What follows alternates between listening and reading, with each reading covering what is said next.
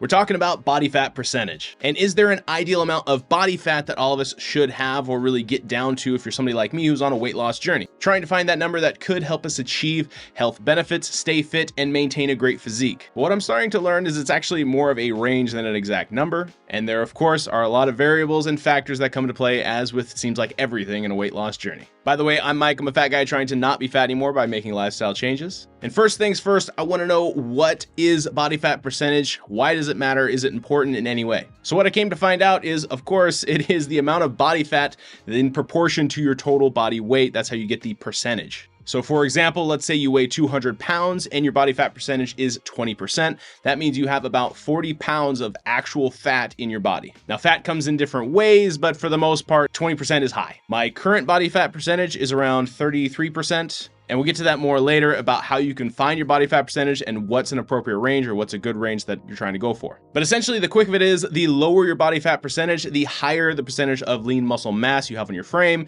which means you probably feel better, look better, really are getting closer to achieving that physique that we're going for. And so interestingly enough, I don't know if I call it a weight loss journey. It probably shouldn't be called a weight loss journey. Maybe it should be called a body fat percentage decrease journey, but that definitely doesn't roll off the tongue as well. So for now, I'm going to stick to my weight loss journey. And I am coming to learn that body fat, or at least the percentage of body fat, is way more important than just the overall number on the scale. Because that number on the scale of how much you weigh doesn't distinguish between the different components of, again, muscle, fat, bone, water, whatever. It's really the amount of fat that I have pinpointed as the problem for, again, my being obese. In fact, that's why I'm not a huge fan of BMI or some of the ranges that talk about obese or really where should people be at. Because even if you were like jacked, huge muscles and, really good physical shape, you still might be considered obese or overweight because of your height, because of how much muscle you have on your body. And so really figuring out the distinction between lean muscle mass and body fat, I think, is key. At least I think body fat percentage is a better indicator than overall weight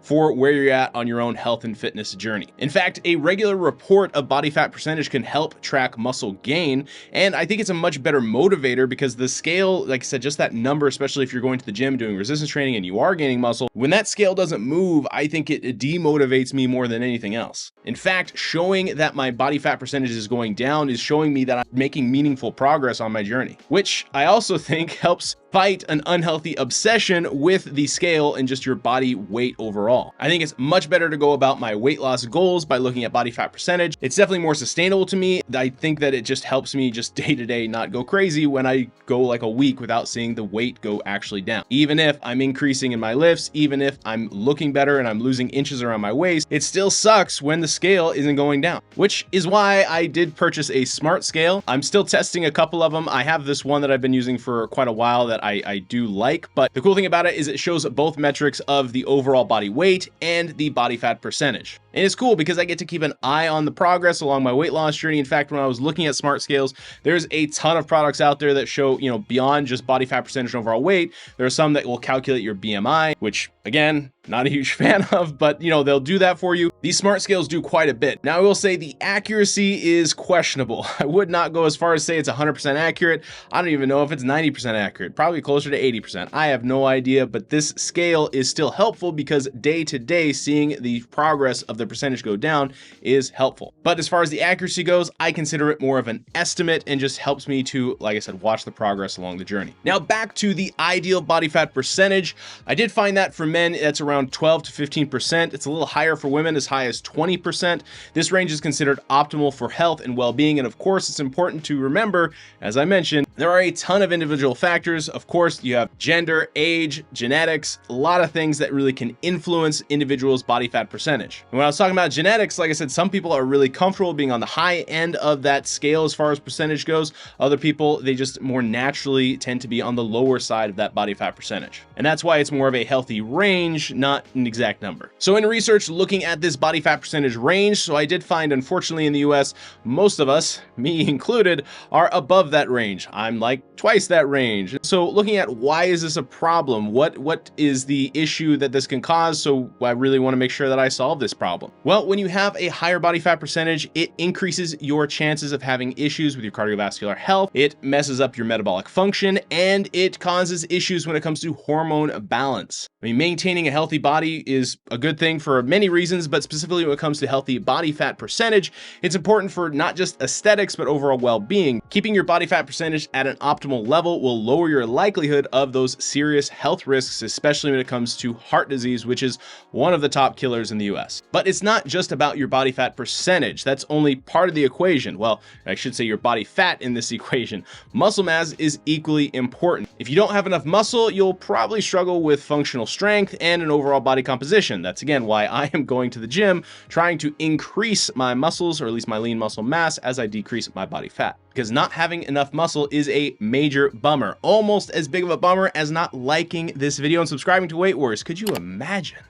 Okay, great. Now you've done that, we can get into figuring out what your body fat percentage is now that we know what the ideal range is and figure out how we can get to that ideal range. To figure out body fat percentage, we can use a few different methods. Some of the most common ones include the skin fold measurement. There's like some pinchy things that you can try to pinch yourself in different areas of your body to figure out your body fat percentage. I have had people do that to me before at the gym with a guy who's, trying to figure it out. It does hurt. I mean, I was like, damn, that's kind of a serious pinch. Maybe he was just going too hard. But anyway, I don't know how accurate that is. I hear people really claim it's the most accurate, but your mileage may vary. Another method was the US Navy came up with a way where they measure your neck and waist. I don't know, that's kind of giving you another range, I think. Nothing's going to be as accurate as what's called a DEXA scan. At least from my research, the DEXA scan looks like it is the most accurate method on the market today. It does require you to actually go to a medical facility or a facility where they have the DEXA scan equipment, lay on the table, and get that thing to run across you a couple times to figure out what your body fat percentage is. Now, I think you should go get a DEXA scan for a few different reasons. I'm a big fan of maintenance, taking care of your car, taking care of your house, taking care of your body. And the DEXA scan not only gives you your fat percentage, but also gives you a different data that you can use as you get older, figure out your bone density. It could give you some precursors to different things. It's a pretty good test, and they're relatively affordable. And if anything, these tests can give you an assessment for understanding where your starting point is and helps you along this journey to track progress. So you figured out how you can track your body fat percentage. Now we got to figure out how we can get that body fat percentage down. So when setting body fat goals or fitness goals around your body fat, it's crucial to be realistic and consider individual circumstances when it comes to setting goals and taking action. Like for me, I'm trying to use the SMART goal method, setting achievable goals that align with my body's capabilities where I'm at right now and the desired lifestyle that I want to have long term. Achieving a healthy body fat percentage involves a combination of proper nutrition and exercise, mostly with that nutrition. Focus on a balanced diet with appropriate caloric intake to support your goals, and try to incorporate resistance training and physical activity that builds muscle and burns fat. And if you want to take that extra step, we have the 3 keys to success here at Weight Warriors, and the last one is accountability, after of course nutrition and activity. You can implement accountability in any way you'd like, but remember that consistency and patience are key, far more important than just intensity. Remember that achieving and maintaining a healthy body fat percentage does take time and sustainable habits along the way. So stay committed to your nutrition and exercise routine, and be patient with the progress that will come with small, consistent steps leading to long-lasting results.